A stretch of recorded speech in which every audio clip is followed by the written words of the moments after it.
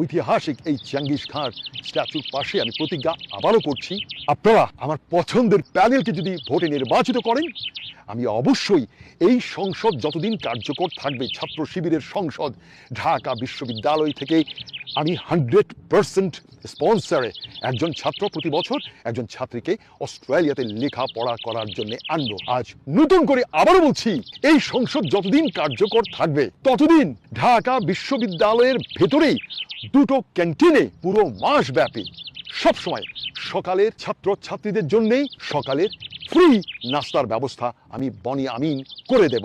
তবে শুধু স্কুল সেশনে, যখন আপনার ইউনিভার্সিটি বন্ধ হবে তখন না, শুধু স্কুল সেশনেই তাদেরকে ফ্রি নাস্তা করার সেই দায়িত্ব খরচও আমি বহন করব।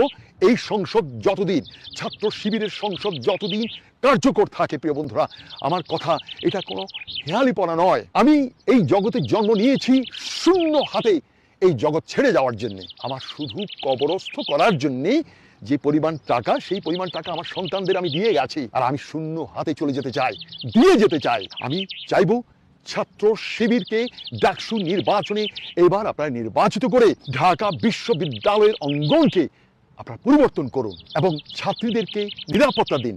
এই ছাত্রীরা নানাভাবে নানা সময়ে অতীতের বিভিন্ন এই যে ডাকসুর নেতা নেত্রীদের কাছে তারা লাঞ্ছিত হয়েছে, নানাভাবে ব্যবহৃত হয়েছে এবং সিনিয়রদের কাছে এদেরকে পাঠানো হতো সাপ্লায়ার হিসাবে।